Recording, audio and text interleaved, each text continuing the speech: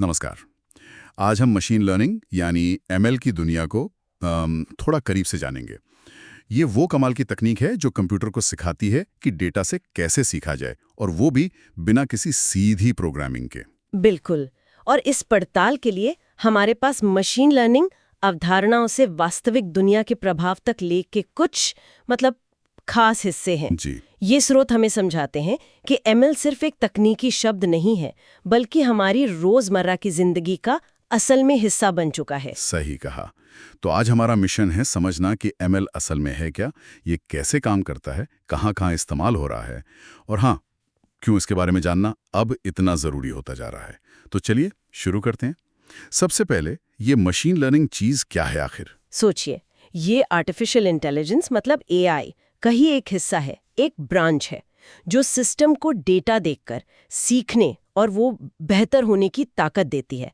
ये खुद ब खुद पैटर्न पहचानता है। अच्छा। तो अगली बार जब कोई ऐप आपको आपकी पसंद का गाना या शायद कोई फिल्म सुझाए, तो समझ जाइए इसके पीछे एमएल का हाथ है। अच्छा, मतलब ये सिर्फ सुझावों तक ही सीमित नहीं है। जैसे स्रोत में तो धोखाधड़ी का पता लगाने, फ्रॉड डिटेक्शन जैसी बातें भी थी। हाँ बिल्कुल, और ये बहुत दिलचस्प है। एमएल उन बारीक पैटर्न्स को पकड़ सकता है जो शायद हम इंसान आसानी से न देख पाएं।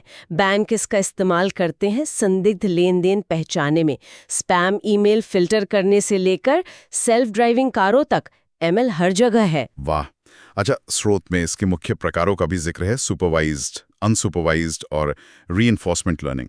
ये सुनने में थोड़े तकनीकी लगते हैं। हाँ, है तो तकनीकी शब्द, पर इनका मतलब काफी सीधा है। देखिए, सुपरवाइज लर्निंग में मशीन लेबल वाले डेटा से सीखती है। जैसे उसे पहले से बताया जाता है कि ये तस्वीर बिल्ली की है या ये कुत्ते की। ईमेल स्पैम फिल्टर वो इसी का एक अच्छा उदाहरण है। ठीक है, स्पैम फिल्टर वाला उदाहरण समझ आया। वो पिछले स्पैम और नॉन स्पैम ईमेल से सीखता है ना? बिल्कुल। उसे पता होता है कि क्या स्पैम है क्या नहीं। लेकिन फिर आता है अनसुपरवाइज्ड लर्निंग। हाँ, स्रोत ने ये भी बताया कि एमएल बिना लेबल वाले डेटा से भी सीख सकता है। वो कैसे? मतलब बिना बताए? यहाँ मशीन खुद ही डेटा में छिपे हुए पैटर्न या ग्रुप्स ढूंढती है। उसे पहले से जवाब नहीं पता होता। जैसे कोई शॉपिंग कंपनी इसका इस्तेमाल कर सकती है, ग्राहकों को उनकी खरीदारी की आदतों के आधार पर अलग अलग ग्रुप्स में बांटने के लिए।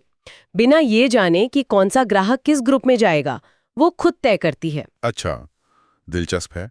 और वो तीसरा, रीइंफोर्समेंट लर्निंग, ये तो किसी गेम जैसा लगता है ना? सही या गलत कदम? हाँ, काफी हद तक वैसा ही है।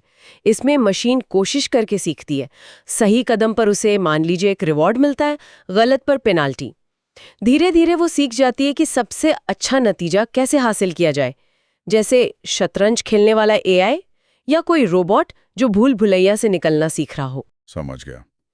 अच्छा, ये सब तरीके काम करें, इसके लिए डेटा तैयार करना, मॉडल को जांचना, ये सब भी जरूरी होगा? स्रोत में ट्रेनिंग, टेस्टिंग, डेटा और मॉडल सटीकता जैसी बातें थीं। बिल्कुल, बहुत जरूरी। मॉडल को पहले ट्रेनिंग डेटा पर सिखाया जाता है, फिर टेस्टिंग डेटा जो उसने पहले नहीं देखा है उस पर परखा जाता है कि वो कितना सही काम कर रहा है। यहीं पर ओवरफिटिंग और अंडरफिटिंग जैसी चुनौतियां आती हैं। मतलब कहीं मॉडल ने सिर्फ ट्रेनिंग डेटा रट तो नहीं लिया, या कहीं वो ठीक से सीखा ही नहीं। सही संतुलन साधना पड़ता है। सही संतुलन। अब आते हैं असल दुनिया में इसके इस्तेमाल पर। स्रोत ने स्वास्थ्य, वित्त, रिटेल, परिवहन जैसे कई क्षेत्रों का जिक्र किया था।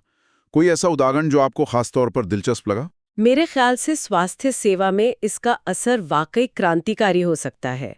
स्रोत बताता है कि कैसे एमएल डॉक्टरों को मेडिकल इमेज जैसे एक्सरे या एमआरआई उनका विश्लेषण करके बीमारियों का शुरुआती स्टेज में पता लगाने में मदद कर सकता है, वो चीजें जो शायद सामान्य जांच में पकड़ में ना आए। इसी तरह वित्त में क्रेडिट स्कोरिंग है या धोखाधड़ी रोकना, इसमें इसकी भूमिका बहुत अहम है। और रिटेल में भी, जैसे ग्राहकों को उनकी पसंद के हिसाब से चीजें दिखाना, या परिवहन में डिलीवरी के लिए सबसे छोटा रास्ता खोजना। लगता है ये सब हमारी जिंदगी को काफी आसान बना रहे हैं। बिल्कुल। सोशल मीडिया और शिक्षा में भी इसका जिक्र था। हाँ, सोशल मीडिया पर गलत जानकारी या वो अभद्र कंटेंट को पहचानने और हटाने में। सही। या फिर शिक्षा में छात्रों के सीखने की रफ्तार के हिसाब से उन्हें पर्सनलाइज्ड स्टडी मटेरियल देने में एमएल मदद कर रहा है। अच्छा, ये सब करने के लिए कुछ खास टूल्स और तकनीकें भी होंगी? स्रोत में पाइथन, टेंसरफ्लो, साइकिट लर्न जैसे कुछ नाम थे। हाँ, पाइथन इस फील्ड की सबसे लोकप्रिय भाषा है, इसमें कोई शक नहीं। और टेंसरफ्लो, पाईटॉर्च, साइकिट लर्न जैसी लाइब्रेरीज हैं। ये डेवलपर्स को तेजी से मॉडल बनाने और टेस्ट करने में मदद करती हैं। और हाँ, डेटा संभालने के लिए पैंडास और नमपाई जैसे टूल तो बहुत ज़रूरी हैं। लेकिन क्या इसमें कुछ चुनौतियां भी हैं? स्रोत में डेटा बायस और गोपनीयता के अलावा एक ब्लैक बॉक्स समस्या का जिक्र था। ये क्या है? हाँ, ये एक बड़ी चुनौती है, खासकर जो जटिल मॉडल्स होते हैं जैसे डीप लर्निंग। होता यह है कि मॉडल नतीजा तो बता देता है, पर यह समझाना अक्सर मुश्किल हो जाता है कि वो उस नतीजे पर पहुंचा कैसे।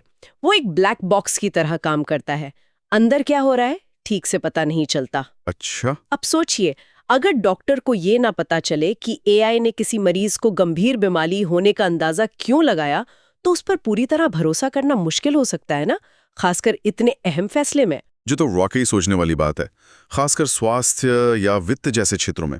अच्छा, भविष्य की बात करें तो एज एमएल और ऑटो एमएल का जिक्र था।